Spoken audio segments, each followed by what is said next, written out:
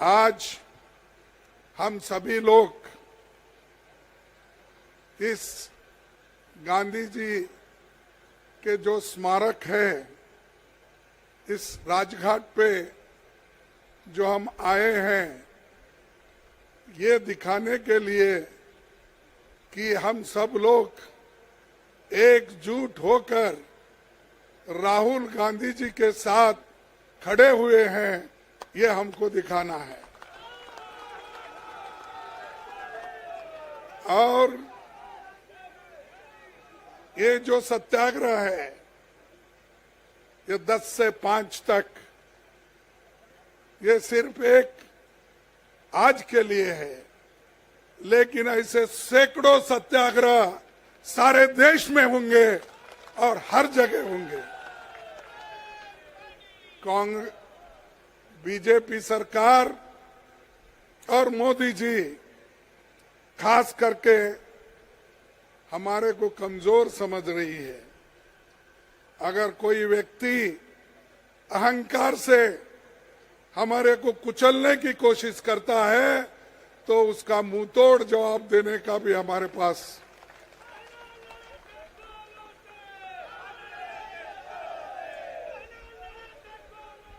एक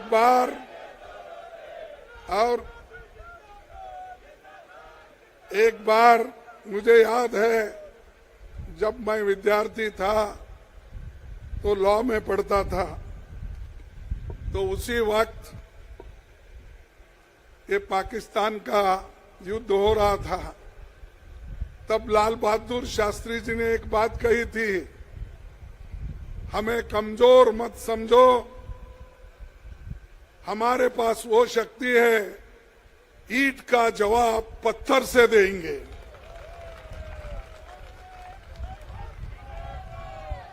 तो हमको अगर कोई कोशिश करता है, सत्य बोलने से रोक सकता है, प्रामाणिकता से चलने के लिए हमको कोई आड़ा आता है, और देश को बचाने के लिए, आजादी को बचाने के लिए, डेमोक्रेसी को बचाने के लिए, संविधान को बचाने के लिए, फ्रीडम ऑफ स्पीच और एक्सप्रेशन को बचाने के लिए जो कुछ भी कुर्बानी देना है, हम देते रहेंगे, लड़ते रहेंगे, उसकी रक्षा करेंगे।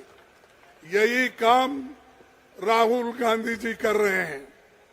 किनके खिलाफ लड़ रहे हैं? जो भ्रष्टाचारी है, जो इस देश के थोड़ा सुनो, सुन के जाके अपने गांव में बोलो। देखिए, राहुल जी किसके लिए लड़ रहे हैं? इस देश के जनता के लिए लड़ रहे हैं, आपके लिए लड़ रहे हैं, हमारे लिए लड़ रहे हैं, महिलाओं के लिए लड़ रहे हैं, युवाओं के लिए लड़ रहे हैं, जिनको एम्प्लॉयमेंट नहीं, एम्प्लॉयमेंट दिलाने के लिए लड़ रहे हैं। आज कीमतें इतने ऊपर चले गए, उसको नीचे लाने के लिए, लोगों के जीवन को अच्छा करने के लिए वो लड़ रहे हैं, और उनके ऊपर आप केस करते हो। अरे कोलार में जो बात हो गई वो चुनाव में थी, और वही का किसी को ठेस पहुंचाने की बात नहीं थी, लेकिन इन्होंने कोलार जो हमारे कर्नाटक में है, वहां का केस सूरत में लाते हैं। आपकी मंशा क्या है? अगर कोई घटना होती है, उसी स्टेट में करना चाहिए था। अगर आप में हिम्मत होता तो वो कर्नाटक में वो केस करके दिखाना था, लेकिन आप कहां पर लाए? सूरत में लाए। और ये सूरत में आप लाए, सूरत में लाकर केस रजिस्टर करके बार बार राहुल जी को बुलाए, उनकी बात सुने, उन्होंने कुछ किसी के खिलाफ नहीं बोले, और कोई ऐसा डिफेमेशन केस नहीं होने वाला था, लेकिन इनको राहुल जी का मुंह बंद करना है। सत्य हैं और लोगों के लिए रखते हैं। वो चाहते हैं अगर राहुल जी का मुंह बंद कर दिए तो ऑटोमेटिक कांग्रेस खत्म होगी। कांग्रेस ये उनके विचार है, दूसरों नहीं करते, क्योंकि वो एक ही नाटक है, सामने झुकता नहीं। उनकी वो लेकिन वो बोलते हैं और जो बोलते हैं वो करके दिखाते हैं। उन्होंने कहा इस देश में सबको जोड़ने के लिए, एक करने के लिए भारत जोड़ो यात्रा निकाली। कन्याकुमारी से लेकर कश्मीर तक 4000 किलोमीटर व्यक्ति ने हिंदुस्तान में पैदा किया, जो सारे लोग जुड़ गए, लाखों लोग जुड़ गए, करोड़ों लोग बारिश में आए और ठंडी में आए, बर्फ में भी आए। ये एक व्यक्ति ने किया और उसको करोड़ों लोगों ने जोड़ा। ऐसे व्यक्ति को इससे डर के, भारत जोड़ो यात्रा को डर के ही ये सब फैसले हो रहे हैं। ये जो हो रहे हैं फैसले इसीलिए क्योंकि वो अगर पार्लियामेंट में रहे तो अदानी का इश्यू उठाएंगे। जो व्यक्ति उसके जीवन का 2014 के पहले 3000 करोड़ का था, फिर उसको बढ़ते बढ़ते 50,000 करोड़ हो गए, फिर और बढ़ते 2 लाख हो गया, और आखिरी में सिर्फ 2.5 साल में 12 लाख करोड़ उसकी संपत्ति हो गई। कैसा हो गया भाई? यही हमारे राहुल जी ने पूछा। सिर्फ 2.5 साल में अगर एक व्यक्ति 12 लाख करोड़ रुपए कमाता है, आया कहां से, दिया किसने? और उसके अदानी के साथ आप फॉरेन जाते हो, उसको लेकर अपने साथ जाते हो। जब प्रधानमंत्री बनने के लिए यहाँ आए, शपथ लेने के लिए, उसके स्पेशल अपने विमान में आते हो। ऐसी बातें अगर पूछते हैं हम देशद्रोही होते हैं। ऐसी बातें अगर हम जनता के सामने, जनता के लिए रखते हैं तो मोदी के लिए ये जरा तकलीफ की बात है, क्योंकि मोदी जी हमेशा चाहते हैं इस देश में कोई बात ना करे उनके खिलाफ, इस देश में कोई सत्य उनको बताने की जरूरत नहीं है। इसीलिए राहुल जी एक बात कहे, मैं तो किसको डरूंगा नहीं और सत्य से चलूंगा, गांधी जी के मार्ग पे चलूंगा और अहिंसा से लड़ूंगा। मैं अहिंसा के तरीके से लड़ूंगा। कहीं मार्चो किसी को डराना धमकाना का कोशिश नहीं है।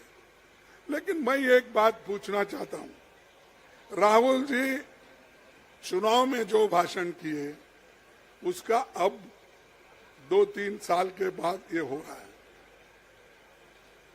ऐसे कितने भाषण मोदी ने किया?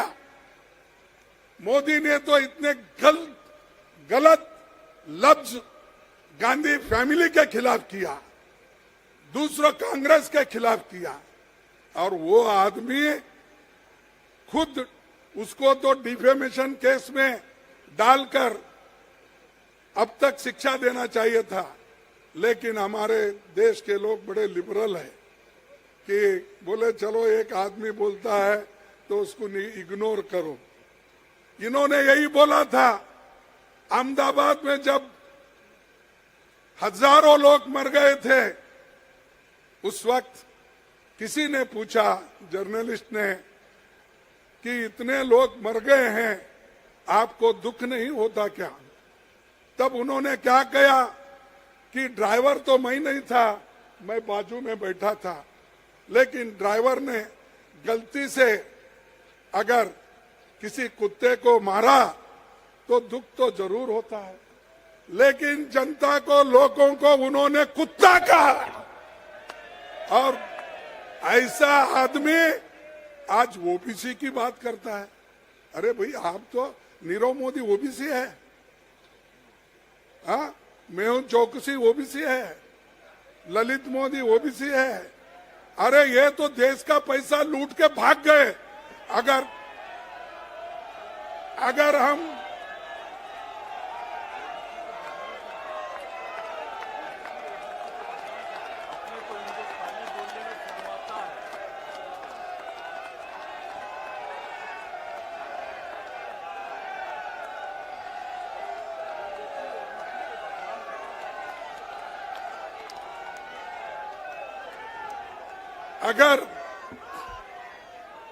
अगर ये भगोड़े हैं और भगोड़ों को बोले तो आपको क्यों दर्द होता है? आपको तो नहीं बोले, वो आपका नाम लेकर नहीं बोले, उन्होंने जनरली बात किया। ऐसे भगोड़े हमारे देश में हैं जो बैंक का पैसा लूट रहे हैं, LIC का पैसा लूट रहे हैं। छोटे मोटे लोग जो डिपॉजिट रखते हैं बैंकों में, LIC के लिए जो अपना पैसे भरते हैं अपने जीवन के लिए, वो पैसा किसी को आप दे रहे हो, जनता का पैसा लूट रहे हो, वो लूटना बंद करो, ये राहुल जी कहते थे। लेकिन उनको ये पसंद नहीं था, इसलिए ये पसंद इसलिए नहीं है, ये कहीं ना कहीं उनको लगती है बात। अरे भाई, अगर आप देशभक्त हो, देश के लिए इतना आपके पास बहुत, उसके बारे में आप बहुत ही चिंता करते हो, तो ऐसे लोगों को क्यों शिक्षा नहीं देते? जो पैसे बचाने के लिए, देश को बचाने के लिए जो इंसान काम करता है, उसको आप जेल भेजते हो, और जो लूटता है उसको बाहर भेजते हो।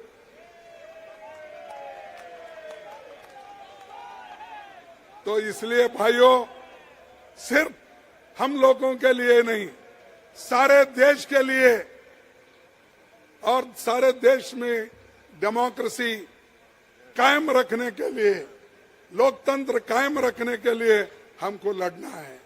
मुझे खुशी इस बात की है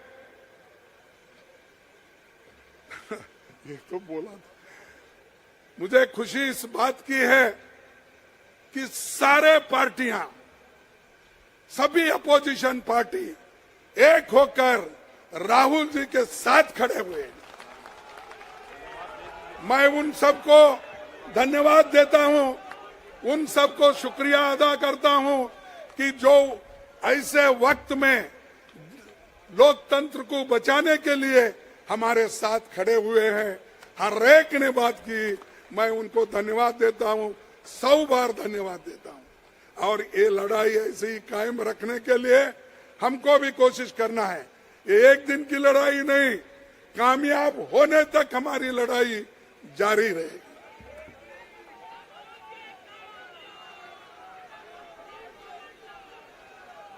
तो हमने एक बार ये बात कही थी, कल फिर मेरे बारे में मोदी जी ने जाके कर्नाटक में कुछ कहा है, लेकिन मैं उसका उत्तर यहां नहीं देता, फिर कर्नाटक में जाके ही दूंगा। लेकिन मोदी जी और शाह, ये ईडी वाले हैं, सीबीआई वाले हैं, इनको तो जनता से डेमोक्रेटिक तरीके से लड़ना नहीं आता, वो दबा के सबको कुचल के लड़ना चाहते हैं। तो मैं एक बात कहूंगा, खूब करो मोदी जी कोशिश हमें मिट्टी में दबाने की, खूब करो मोदी जी हमें मिट्टी में दबाने की, लेकिन आपको नहीं मालूम हम बीज है, बार बार उगते रहते हैं।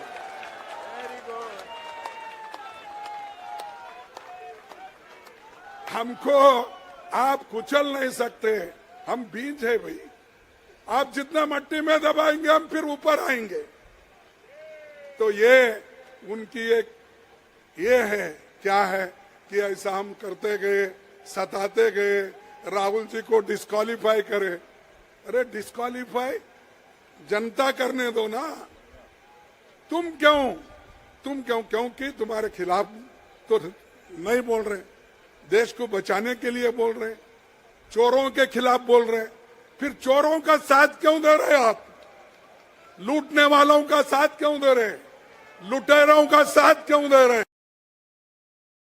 फाइट करने वाले लोग उनका साथ क्यों दे रहे? जाति जाति में झगड़ा क्यों लगा रहे? तो इसीलिए हम सब लोग एक होकर लड़ना है और राहुल जी का संदेश घर घर पहुंचाना है। मैं आपसे विनती करता हूं, मजबूत बनो, एक हो जाओ, कुछ भी आए, अगर डेमोक्रेसी बची तो ही आप सबको हक होगा वोट देने का, नहीं तो ये डिक्टेटरशिप लाएंगे। अगर बगैर कुछ नहीं किए वो अभी अपने सारे कानून इस्तेमाल करके डिक्टेटरशिप की तरफ चल रहे हैं। तो इसलिए भाइयों, आप सबको मैं धन्यवाद करता हूं, क्योंकि छोटे से समय में, एक दिन के समय में, ये दिल्ली के प्रदेश कांग्रेस कमेटी के अध्यक्ष और उनके साथी और खासकर प्रियंका जी, क्योंकि यहाँ बहुत ही